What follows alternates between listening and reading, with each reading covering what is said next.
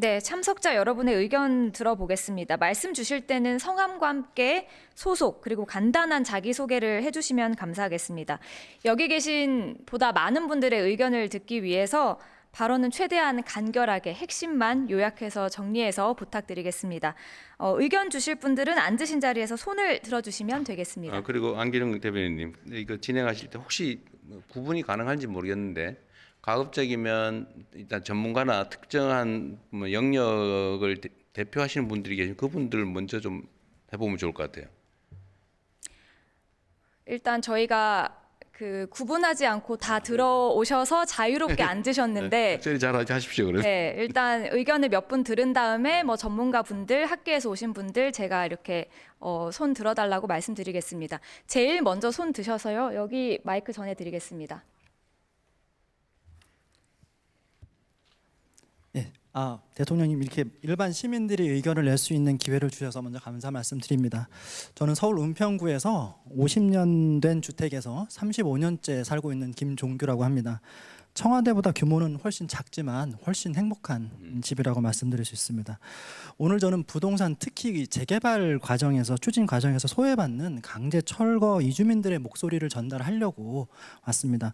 부동산 정책과 관련된 많은 논쟁들이 있지만 실제로 그 귀결되는 결론 중에 하나는 공급 확대이고 문제는 공급을 눌리기 위해서는 기존의 주택을 허물어야 된다는 것이고 그 과정에서 삶의 터전을 잃는 사람들이 생긴다는 점입니다.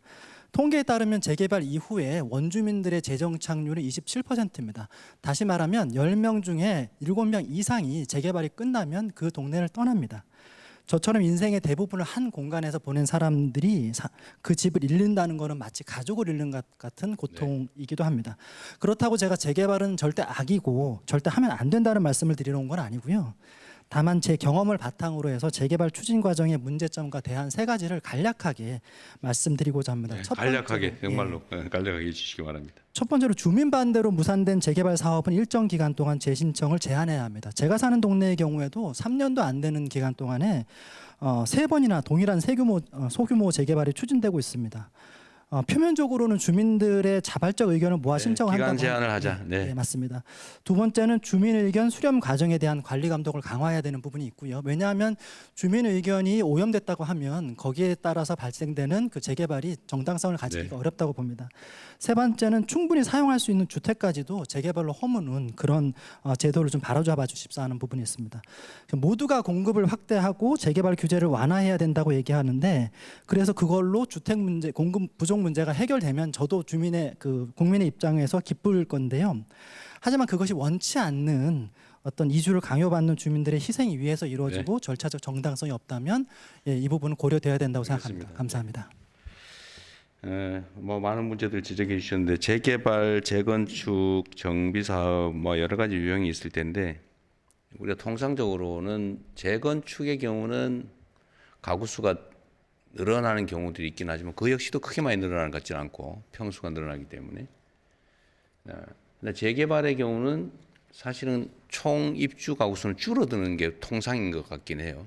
그러니까 주거 환경은 개선되고 약간 품질 높은 주택이 공급되긴 하지만 기존에 있는 주민들의 상당수가 이제 떠나야 되는.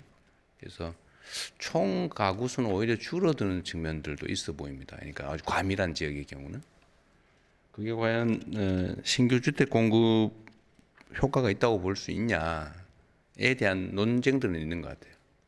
어쨌든 말씀은 충분히 이게 정부 권한 사항은 아닌 것 같긴 한데 어쨌든 충분히 참고하도록 하겠습니다. 네, 저희가 앞서 발제가 있었기 때문에 좌석을 따로 구분하진 않았지만 전문가 분들이나 학계 소속이신 분들 의견을 먼저 들어보도록 하겠습니다. 손 들어주시면 저희가 발언 기회 드리도록 하겠습니다. 그러면 저기 흰색 옷 입으신 여성분께 마이크 전해드리겠습니다. 네, 지난주에 국토부 토론회에 참석을 했었는데 발언 기회가 없어서 너무 아쉬웠거든요. 그랬군요. 오늘은 이렇게 발언 기회가 있어서 너무 감사합니다. 네, 저는 신한 프리미어 패스파인더 전문위원으로 활동 중에 있는 신한투자증권의 양정이라고 합니다. 저는 정책을 논의를 하기 전에 사실 정부의 부동산 정책의 목표가 무엇인지가 먼저 설정이 되어야 된다고 생각을 합니다. 그래서 시장 안정화가 목적인지 혹은 집값 하락이 목적인지 혹은 갭 투자 혹은 다주택자 규제가 목적인지에 따라서 시장에 필요한 정책이 좀 다르다고 생각을 합니다. 그래서 시장을 안정하다라는 목표가 있다고 한다면 사실상 매물이 건강하게 흘러야 됩니다. 그리고 거래가 정상적으로 진행이 되어야 되고요. 그러기 위해서는 사실상 다주택자들의 매물이 시장에 나올 필요가 있습니다. 그리고 거래에 있어서도 실수요자들, 예를 들면 1주택자, 갈아타기, 고령자에 대한 다운사이징이라든가 혹은 지방을 이전을 한다. 이런 수요자들에게는 인센티브가 주어져야 된다고 생각을 하고요. 집값이 하락이 되어야 된다라고 하면 사실상 집값이 하락이 되려면 매물이 쌓여야 됩니다. 우리가 과거에 문재인 정부 때도 경험을 했었잖아요. 사실 세제 강화, 규제 강화를 했을 때 오히려 매물이 잠김이 현상이 더 심각해졌고요. 오히려 금리가 인상이 됐던 2021년 그리고 다주택자들의 양도세 중과가 한시적으로 배제가 됐던 2020년에 본격적으로 매물이 출회가 되고 쌓였습니다. 그러니까 가격이 조정이 됐고요. 그리고 만약에 뭐 다주택자 규제 그리고 갭투자 차단이 목적이라고 한다면 정부의 현재 기조대로 유지가 되는 게 맞지만 사실상 거래 정상화는 쉽지는 않다라고 저희는 생각을 합니다. 또 아울러 마지막으로 공급 부분에 있어서 말씀을 드리고 싶은 게 있는데 최근에 입주한 그 강남권을 위주로 해서 단지들이 관리 처분 인가부터 입주 준공까지 얼마가 걸리는지 혹시 아시나요? 8년에서 10년이 걸립니다. 과거에는 사실 5년에서 7년 정도가 걸렸다면 3년 이상이 걸렸습니다. 이게 여러 가지 요인이 있겠지만 공사비 인상이라든가 무엇보다도 이주비 대출이라는 걸림돌이 상당히 큽니다. 이게 사실은 강남권 위주에서는 1군 건설사들이 있기 때문에 기본 이주 대출은 할 수는 있지만 기본 이주비 대출과 함께 추가 이주비 대출까지 받을 수 있지만 그 외 지역 같은 경우에 사실 기본 이주비 대출만으로 할당을 해야 되기 때문에 사업 진행이 쉽지는 않습니다. 그래서 이런 부분들을 좀 고민을 해주셨으면 감사하겠습니다. 이상입니다. 네, 중요한 지적을 해주셨는데 이 정부 정책의 목표가 뭐냐? 뭐 여러 가지 정책 당국자들의 생각이 다를 수 있는데 어쨌든 제 생각을 간단히 말씀드리면 억지로 가격을 낮추자는 아닙니다. 그거는 뭐 주택 가격 목표를 정해놓고 여기에 맞춰서 수요 공급을 뭐 억제하거나 뭐 어떻게 조정하겠다고 하면 그게 사회주의 국가에 가깝지 않습니까? 또 가능하지도 않죠. 지금과 같은 발전한 대한민국 경제 상황에서 이 시장 질서를 완전히 무시하고 수요 공급을 어거지로 어떻게든지 해가지고 아니면 뭐 가격 통제를 해서 가격을 낮추자, 높이자 이거는 정책 목표가 되기 어렵죠. 그건 아닙니다. 다만 비정상적인 수요 공급에 의해서 가격이 잘못 형성되는 걸 막자는 거죠. 정상화하자는 거예요.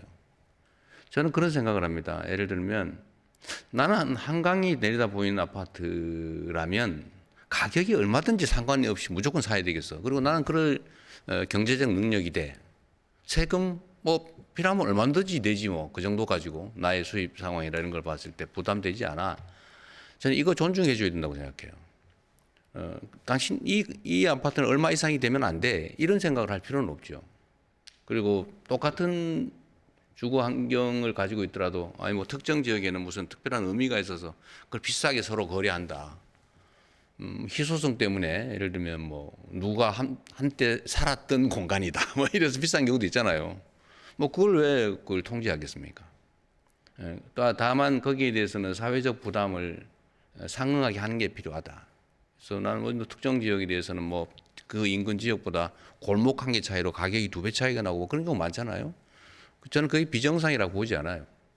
거기에 상응하는 사회적 부담을 하면 되죠. 그래서 정상화하는 게 목표다. 그리고 수요 공급에 따라서 또 적정하게 적정한 정당한 수요, 적정한 공급에 따라서 만들어진 시장 가격은 존중해야 되겠죠. 다만 뭐 모든 사람들이 집이 사놓으면 돈 되더라. 막 빌려서라도 사자. 인생을 걸고 뭐 집을 사서 그거밖에 돈 버는 길이 없다 이렇게 생각하고 모두가 거기 몰려서 무슨 한 도시의 땅을 팔면 다른 나라 통째로 살 수 있다 뭐 이렇게 되면 언젠가는 문제가 생기겠죠. 이제 그걸 미리 막자는 겁니다.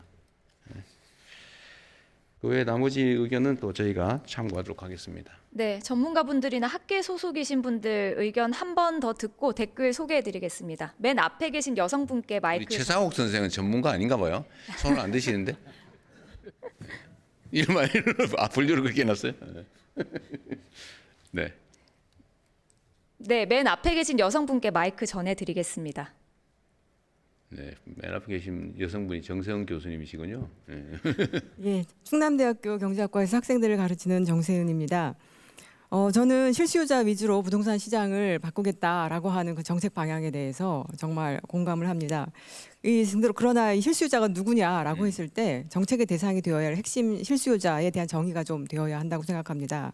제가 학교에서 학생들을 가르치는데 공부 잘하는 상위 5% 학생들은 가만히 내버려도 잘 알아서 합니다. 그래서 저희가 관심을 기울여야 할 애들은 아니면 또 이 수요자들은 무주택자인 하위 50% 그리고 정상 범위의 가격의 주택을 가진 전국 평균 아파트 평균이 5억이거든요. 그 정도의 아파트를 가진 수요와 공급을 그리고 금융을 거기에 포커스를 맞춰야 하는 것 같고요.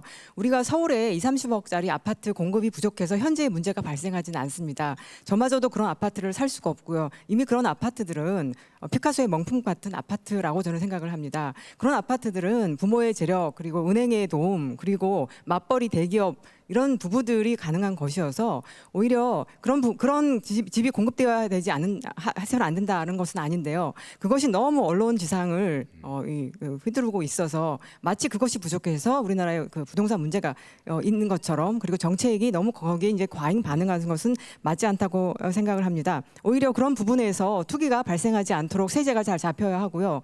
그곳에서 투기가 발생해서 그 가격이 올라가면 거기만 올라가는 것이 아니라 서울 전 지역에 그리고 지방에 제가 사는 대전 같은 경우에도 핵심 지역의 가격을 올리고 그러다 보면 자산 양극화 이런 것들이 있거든요. 그래서 제가 기대하기로 이제 조만간 세제 개편안이 나올 텐데 이 세제 개편안이 좀 강력한 것이어야 된다고 생각합니다. 칼집에서 칼을 뽑았는데 이 칼이 과도 아니면 구멍이 숭숭 뚫린 아니면 녹슨 칼 이어서는 시장을 잡기 어렵다고 생각을 합니다. 제가 우려하는 거는 거주 중심으로 바꾼다고 하는데 거주 중심으로 바꾼다고 하면서 거주자들에게 더 많은 또 세제 혜택을 주는 것이 된다거나 똘똘한 한 채를 좀 규제를 강화한다고 하면서 똘똘한 한 채를 너무 높게 설정을 해서 또 다른 구멍이 생긴다거나 또 보유세를 강화한다고 해서 보유세 강화에 대한 상응으로 양도세를 낮춰준다거나 하는 이런 방식이어서는 안 됩니다.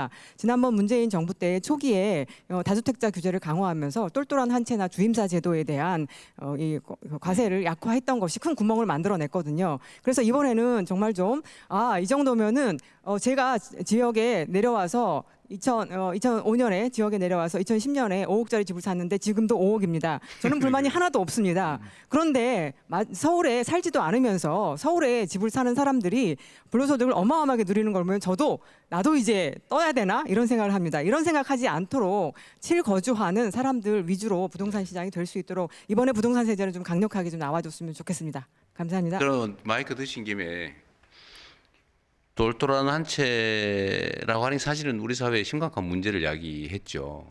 그러니까 가장 효율적으로 투기할 수 있는 기회를 만든 측면이 있죠. 물론 정책 당국자의 의도는 그건 아니었어요.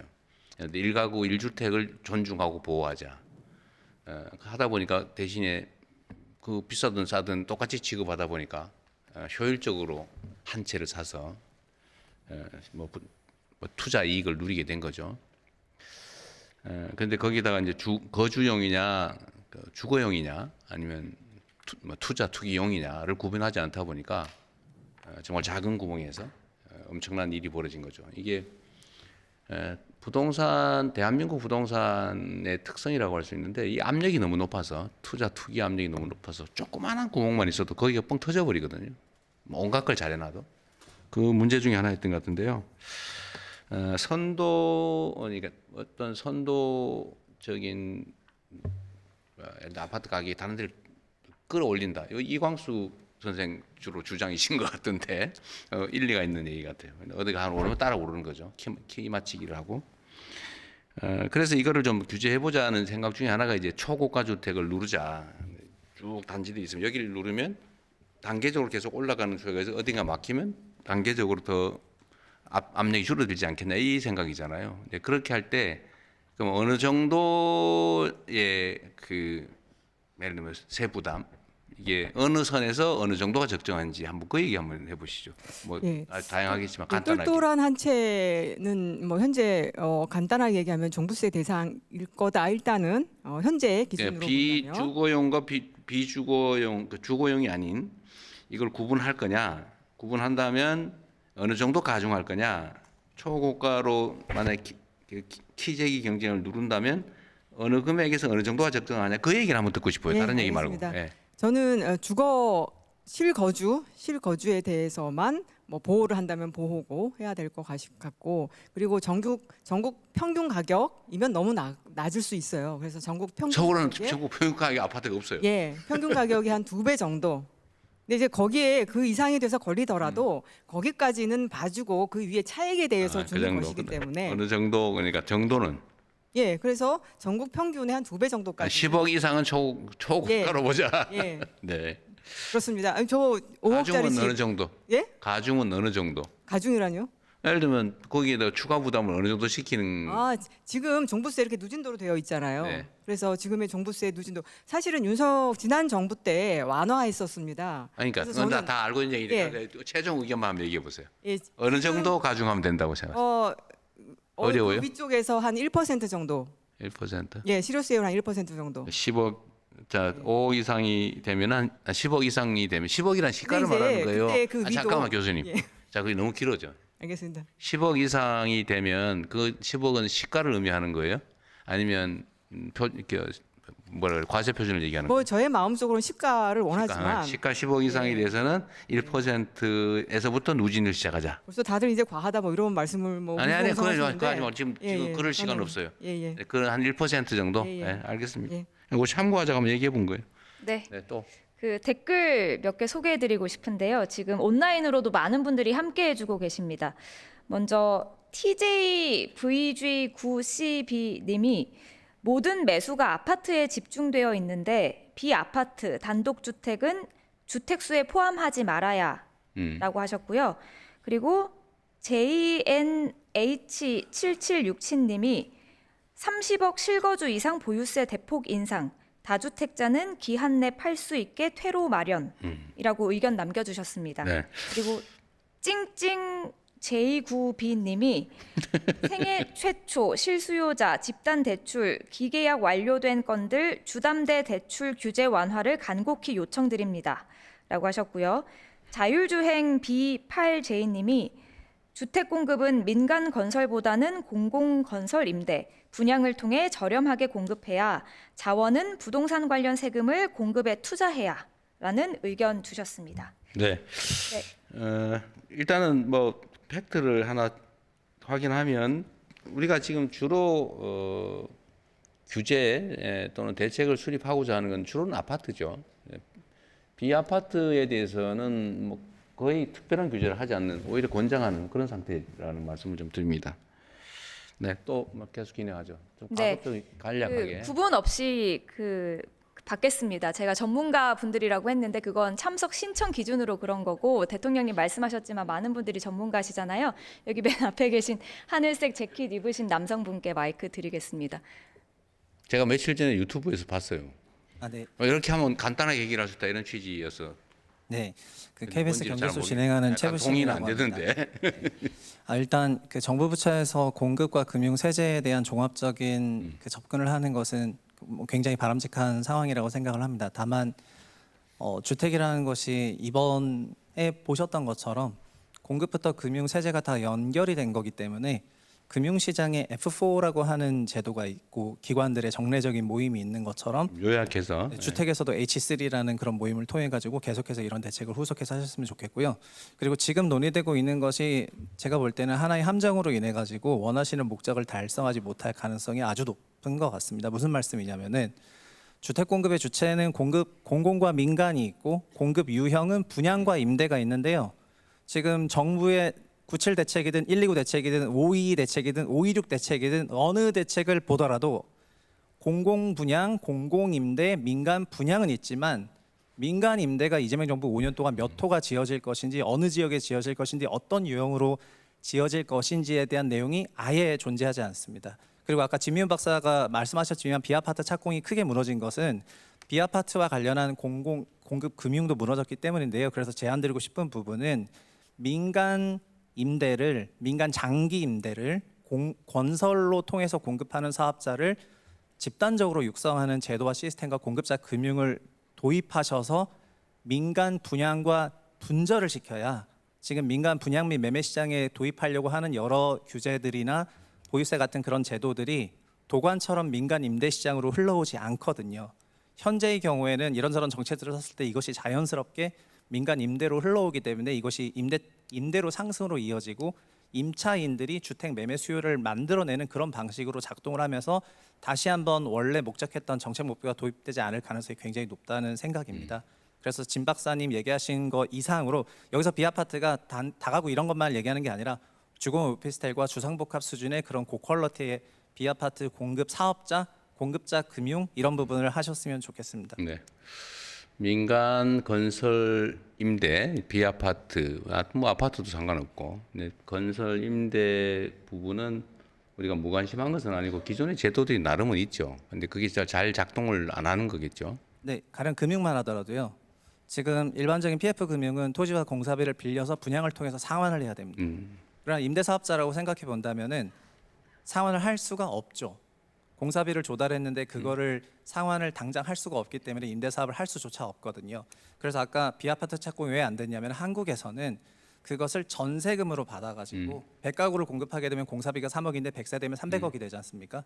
전세금으로 3억을 100가구를 받아서 300억을 조달하는데 그걸 상환했었는데 전세 차이가 낮기 때문에 그런 부분에서 공사비 조달이 더 이상 안 됐고, 이런 부분들이 비아파트 착공 감소로 굉장히 이어지고 있는 것이 이제 사실입니다. 그러니까 무슨 얘기냐면은 민간 임대 공급에 공급자 금융이 제도적으로 정착되지 않기 때문에 민간 공급자들이 사금융을 이용해 가지고 나름 아름아름 공급해 왔었던 체계가 22년 이후에 완전히 와해된 부분이거든요. 아니, 네, 그건 제가 반론이라기보다는 내 다른 의견을 한번 말씀을 드리면, 건설 임대를 한다고 할 때 만약에 건설 임대를 할 부지가 있다면 민간업자 입장에서는 이렇게 지금 분양 수요가 높고 분양 가격이 높은데 뭐할로 임대를 하겠어요? 그래서 우리나라에서는 분양가가 계속해서 올라갈 거라는 기대가 있지 않으면 민간 건설 사업자조차도 사업을 하지 않는다는 그러니까요. 부분입니다. 그래서 역설적으로 말씀을 드리자면 민간 임대 시장에 상당한 인센티브가 주어져야만이 공급자 금융이든 제도적이든 세제적인 아니 그래서 그러니까 아니 그 이론적으로는 그럴듯한데 이제 현장에 있는 뭐 현실적인 정책 결정자 입장에서 보면 수도권 서울의 수요가 임대도 있고 분양도 있는데 적정한 가격이라면 지금 분양은 아주 쉽게 될 거 아닙니까? 그런데 그런 상황에서 신축할 수 있는 부지를 가진 민간업자 입장에서 왜 임대를 하겠어요? 분양을 하지? 문제는 본질적인 문제는 신축할 부지가 거의 없다는 거예요. 그게 많이 있는 상태에서 선택을 하는 게 아니고 없는데 부지를 어떻게 확보합니까? 그 민간 사업자들이 갖고 있는 부지라는 게 민간 개인들이 갖고 있는 부지고, 이것이 정비 사업을 통해 가지고 대규모든 소규모든 이런 방식으로 분양을 통해서 공급이 되지 않습니까?